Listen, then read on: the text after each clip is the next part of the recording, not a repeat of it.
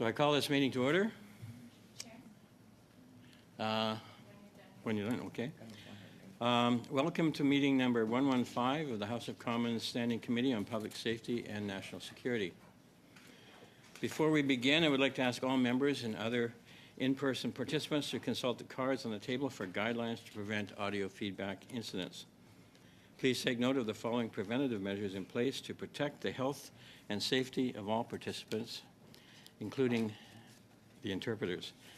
Only use a black approved earpiece. The former gray earpieces must no longer be used. Keep your earpiece away from all microphones at all times. When you are not using your earpiece, place it face down on the sticker placed on the table for this purpose. Thank you for your cooperation. So today's meeting is taking place in a hybrid format. To ensure that the meeting runs smoothly, I would like to make a few comments for the benefit of members. Please wait until I recognize you by name before speaking. For members in the room, please raise your hand if you wish to speak. For members on Zoom, please use the raise hand function. The committee clerk and I will manage the speaking order as best we can, and we appreciate your understanding in this regard. I might remind you that all comments should be addressed through the chair. So we are meeting today pursuant to Standing Order 106-4. The committee is meeting to consider a request to call the Minister of Public Safety and the Minister of Immigration, Refugees and Citizenship Canada, alongside officials from relevant federal departments and agencies to testify to discuss security concerns. I will go now to Ms. O'Connell. Thank you, Chair. Mr. Caputo on a point of order. Yes.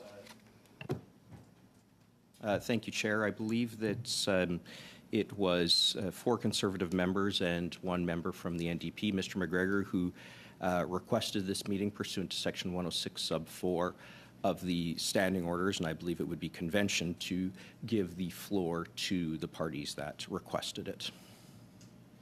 Thank you.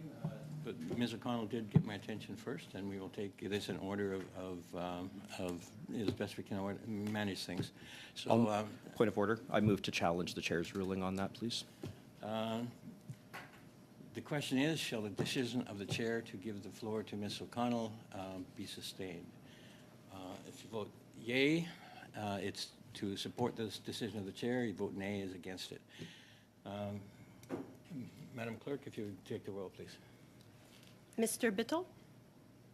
Yes. Mr. Gahir? Yes. Mr. Erkin-Smith? Yes. Ms. O'Connell? Yes. Ms. Zaid? Yes. Mr. Caputo? No. Mr. Giovanni? No. Mr. Motz? No. Mr. Shipley? No. Madame Michaud? Madame Michaud n'est pas là. C'est plutôt moi, Monsieur Fortin, qui la remplace. Ms. Michaud is not there.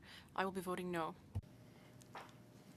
Donc, Monsieur Fortin n'a pas reçu une substitution. Mr. Fortin, we did not receive a request for substitution from your party, so I cannot register your vote. Yes.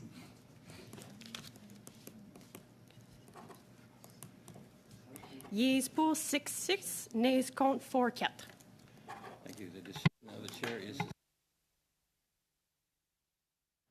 Thank you, Chair. I'd like to move, and I have copies for the benefit of committee, that pursuant to Standing Order 1082, that the committee invite as soon as possible the Minister of Public Safety, the Minister of Immigration, Refugees and Citizenship Canada, and relevant departmental officials to discuss the foiled terrorist plot in Toronto, the security screening process in place to review permanent resident and citizenship application to ensure that individuals who have engaged in acts of terror are unable to enter Canada, and why Ahmed Fuad Mustafa El Didi was admitted to Canada.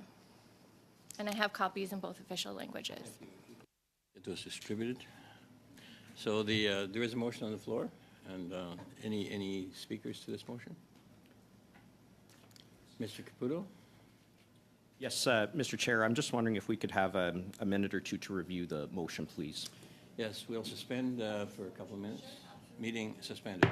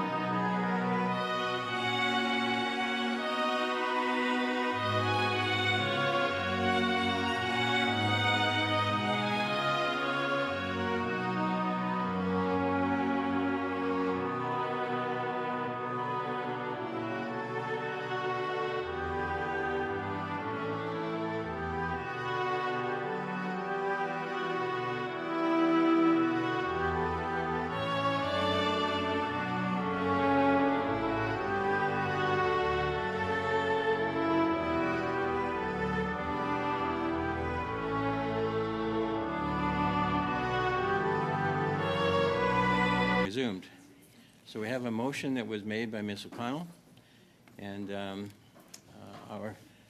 some of our colleagues have taken a few moments to review it. And so at this point, we're looking for debate or a vote. Mr. Caputo. Thank you, Mr. Chair. I would move an amendment to the motion put forward by Ms. O'Connell. My understanding is that this will be supported, I hope, by the all opposition parties. I have provided a copy to Madam Clerk in reference to this amendment, and this amendment would state after Citizenship Canada, or pardon me, the Minister of Immigration and Citizenship Canada, and add former Minister of Public Safety and current High Commissioner to the United Kingdom, Ralph Goodale, Commissioner of the RCMP, Michael Dehem, Interim Director of CSIS, Vanessa Lloyd, President of the CBSA, Aaron O'Gorman, Deputy Minister of Public Safety, Sean Tupper, Deputy Minister of Deputy Minister of Public Safety, Sean Tupper, Deputy Minister of Immigration, Refugees, and Citizenship Canada, Dr. Harpreet S. Kocharan, and relevant department officials. And then adding later after enter Canada, comma, and then adding how Ahmed Fuad Mustafa El-Didi was admitted to Canada and insert obtained citizenship. And that's distributed?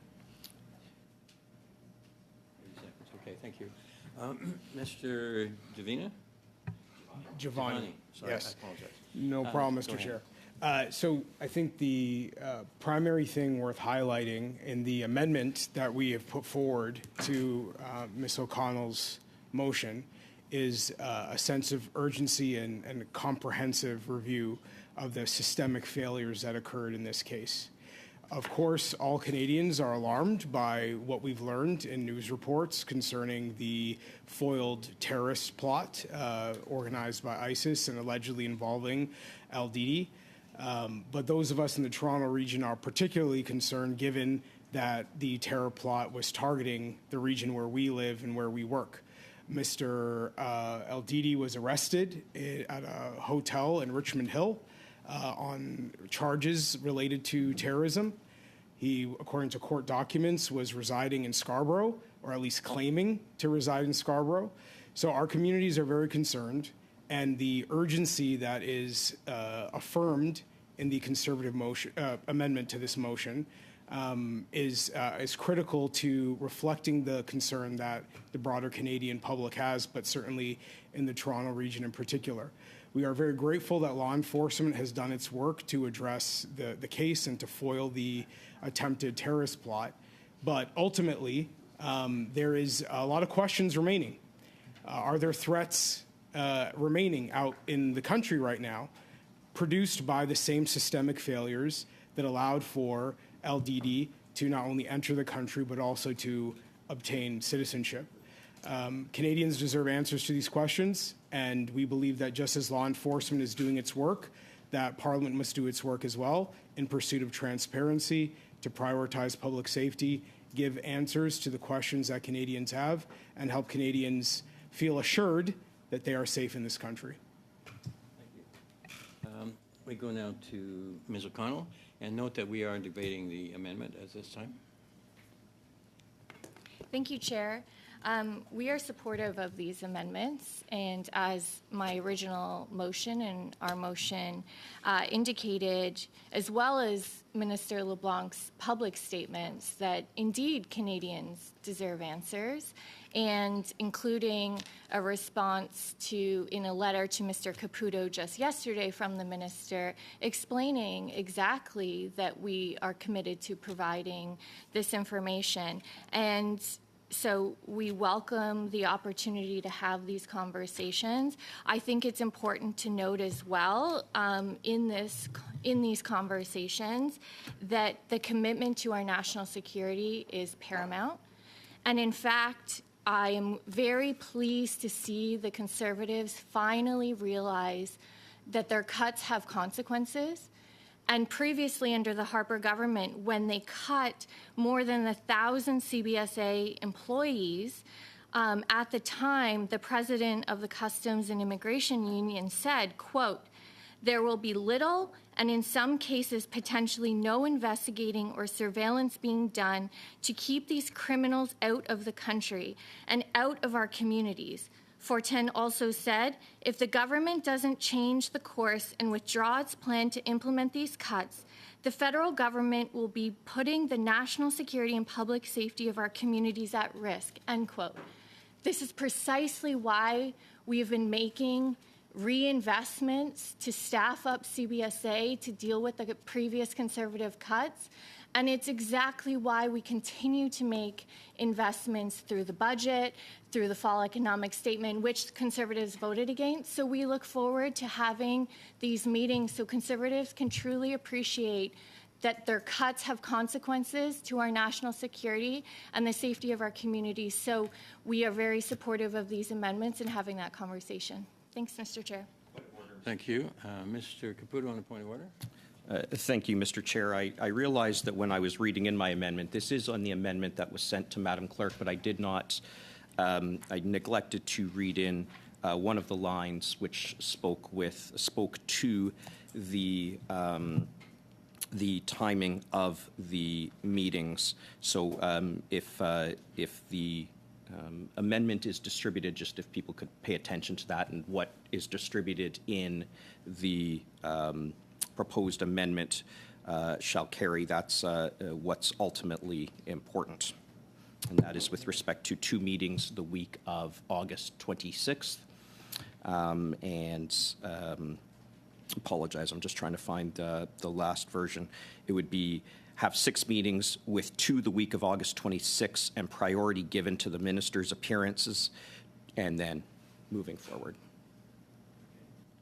And so I had you on the list for speaking. Sorry, point of order, just procedurally on that. Yes, on the same point of order. Thank you. I do see that what was sent had timing, but what was read into the record was different and obviously prior to my comments. So I would just ask that would have to be a sub-amendment after we vote on these main amendments, or if you could confer and confirm for us if that requires a sub-amendment, since it wasn't read into the record. I think that's a fair point. Mr. Caputo, would you like to move that as a sub-amendment? Well, the amendment is what will ultimately be sent around by the chair. I believe that would be the sub-amendment. That's what ultimately the motion would look like. So I would move that my motion or my sub-amendment would be what was sent to the chair. Okay. That works?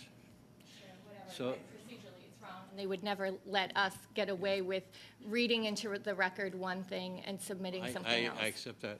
So the points that you just made, we will take that as a sub-amendment, and we will. So the debate now is on the sub-amendment. Is there any debate on the sub-amendment? Point of order, Chair. I don't believe I moved a sub-amendment. What I was doing was clarifying the amendment. I neglected to read one thing in. I think Ms. O'Connell's point is valid, that what was read into the record was not what was distributed. And the motion, the amendment you read into the record was not what you just said. So I'm certainly happy to consider what you just said as a sub-amendment to your amendment. Is there unanimous consent to accept it? I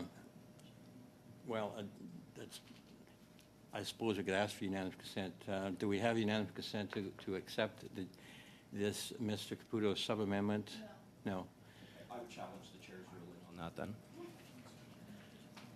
What is the challenge? The challenge is as to what the substance of the amendment is, as to whether what was sent to the chair is ultimately the amendment to the motion. Okay, so the question is, shall the decision of the chair to regard the latter remarks of Mr. Caputo as a sub-amendment, as a proposal for a sub-amendment, shall that decision be sustained? To vote yes, you sustain the decision of the chair that it is in fact a sub-amendment, and if you vote no, you override the chair. So, Madam Clerk, if you would take the roll. Mr. Biddle, Yes. Mr. Gahir, Yes. Mr. Maloney, Yes.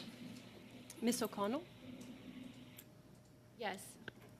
Ms. Zaid, Yes. Mr. Caputo, No. Mr. Giovanni, No. Mr. Motts, No. Mr. Shipley, No. Monsieur Fortin, Non. Miss McPherson. Yes. Yeas pour 6, nays contre 5. Thank you. So the decision of the chair is sustained. Your remarks will be taken as a sub-amendment. So the decision now, the debate now is on the sub-amendment. Is Point there of any order, debate Chair. on point of order? Yes, Chair, I just, would it not make procedural sense? Because what was written, what the clerk has is the substance of the motion, of the amendments to the motion. Would it not make sense for that to be read in now and be accepted as the sub-amendment? Or not the sub, to the amendment to the Liberals' motion? Would that not be a reasonable point to take now? Because the clerk has it, we've all received it, and rather than debating a sub-amendment to an amendment, it's what's available to all the committee should be considered to be the amendment. Well, those are interesting arguments. However, this decision is, and supported by the committee, that it is a sub-amendment. So we are on the sub-amendment. If there is no debate on the sub-amendment, we'll take a vote on the sub-amendment. Is there any further debate on the sub-amendment? So I'll call a vote on the sub-amendment. Mr. Biddle, Yes. Mr. Gahir, Yes. Mr. Maloney, Yes. Miss O'Connell, Yes. Ms. Zaid, Yes. Mr. Caputo, Yes. Mr. Giovanni, No. Mr. Motts, Yes. Oh, Mr. my Shipley, bad. Yes. Monsieur Fortin, Oui. Miss McPherson, Yes. I'm going to take it that Mr. Giovanni's vote is yes. Yes, thank you. Sometimes we make mistakes. So, yeas pour 11, nays contre 0, aucun. Okay, so the amendment as sub-amendment is as Mr. Caputo has distributed. And so now the debate continues on the amendment as sub-amendment. Is there any further debate on the amendment? Seeing none, I shall call the vote. Mr. Biddle, Yes. Mr. Gahir, Yes. Mr. Maloney, Yes. Miss O'Connell, Yes. Ms. Zaid, Yes. Mr. Caputo, Yes. Mr. Giovanni, Yes. Mr. Motts, Yes. Mr. Shipley, Yes. Monsieur Fortin, Oui. Miss McPherson. Yes. Yeas pour 11, nays contre 0, aucun. So the sub-amendment carries. So we now go back to the amendment, the original motion as amended and sub-amended, amended.